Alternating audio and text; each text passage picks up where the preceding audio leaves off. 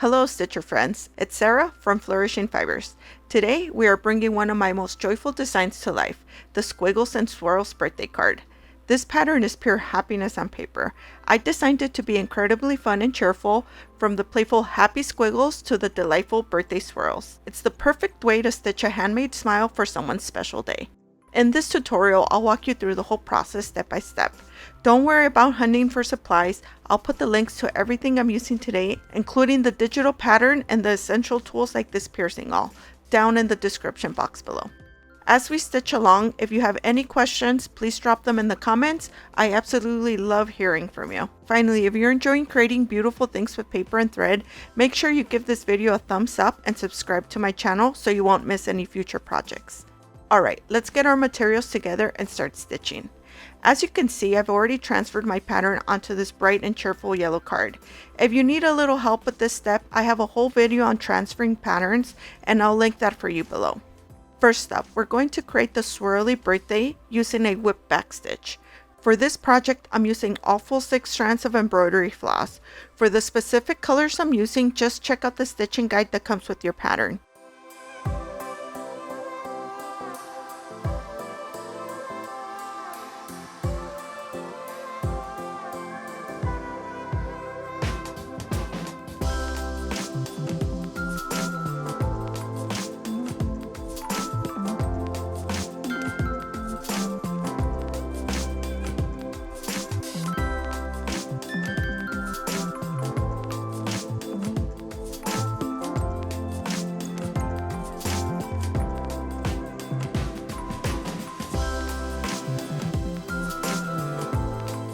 Here's the best tip for making these swirls look smooth and natural.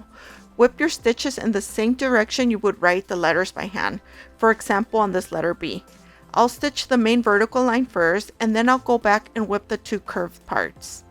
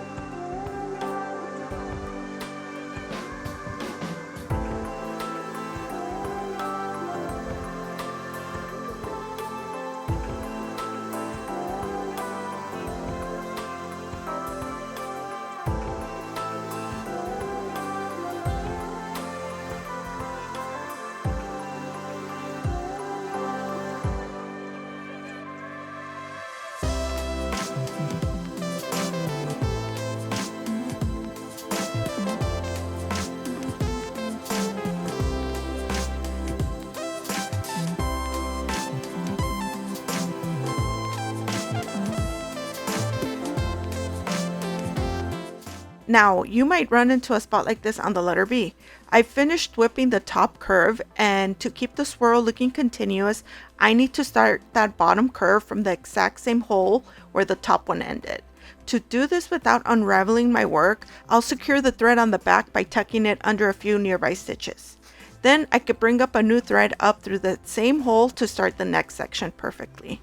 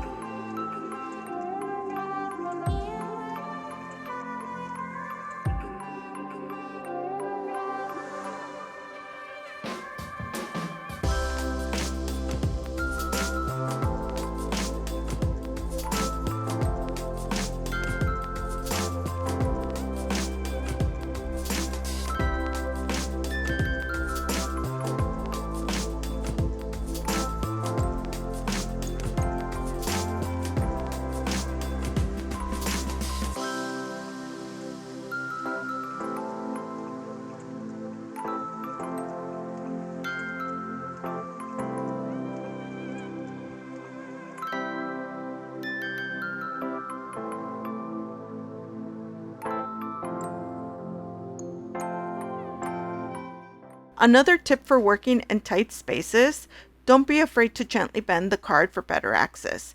And when that's not enough, a pair of craft tweezers is your best friend for gripping and pulling the needle through. You'll probably see me reaching for these quite a bit, especially on the word happy.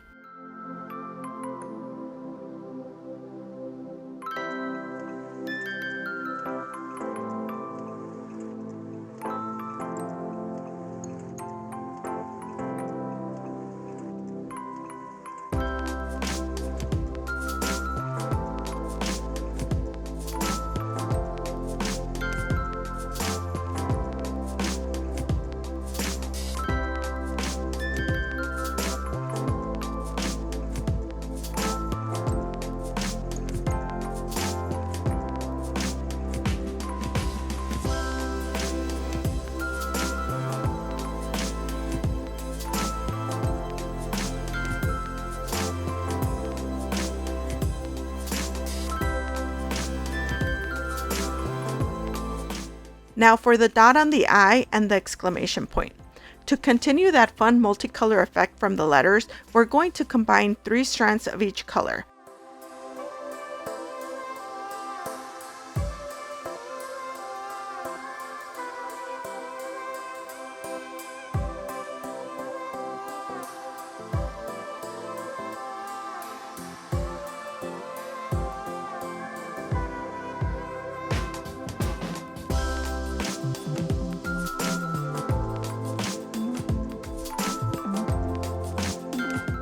For a French knot, you'll bring your needle up through the paper. For this project, we want a nice chunky knot, so we'll wrap the thread around the needle 3 times. Now go back down into the paper from the same hole you came up, and use some tension to create a nice round knot.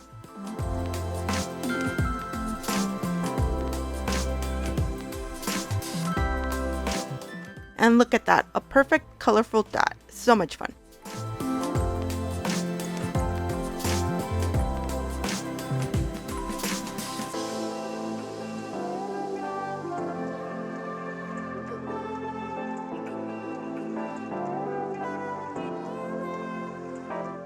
Alright, now onto the grand finale, the happy squiggles. This is done with the threaded backstitch, and the foundation for the stitch is, you guessed it, a backstitch. Once your backstitch foundation is done, grab your second color to create the squiggles. A light, even tension is key here. Try to make your loops uniform as you go, but don't worry, you can adjust them slightly at the end of each line.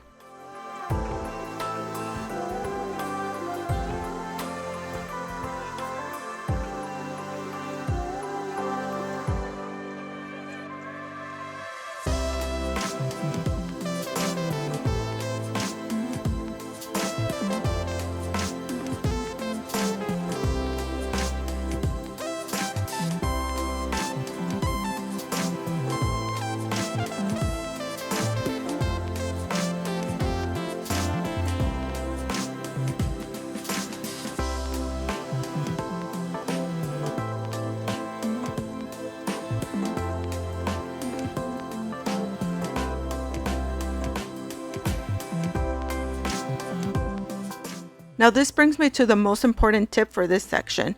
You must secure your thread on the back after completing each individual line of a letter. Because these loops aren't tightly anchored, one strong pull could undo the whole section.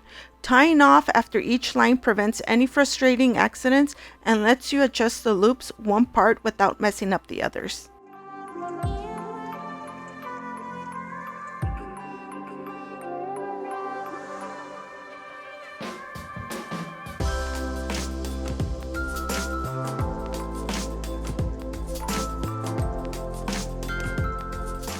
Also pay close attention to your stitching guide. It shows which direction your first loop should go to keep your squiggles looking neat and consistent without too much messy overlap.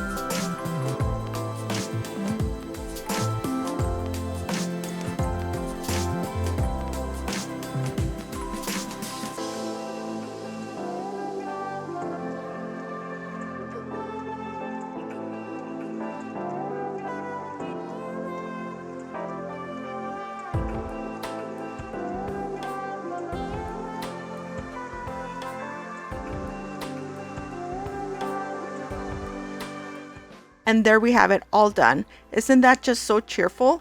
If you'd like to learn how to neatly cover the back of your stitching, I have a step-by-step video for that, and I'll link it in the description. This is such a rewarding project, and it's so easy to make it your own by changing up the thread or colors of the card. I really hope you give it a try. Thank you so much for joining me today, and as a final reminder, all the links for the patterns, tools, and other tutorials are right below in the description. I hope you enjoyed this stitch along. Until next time, happy stitching. Bye.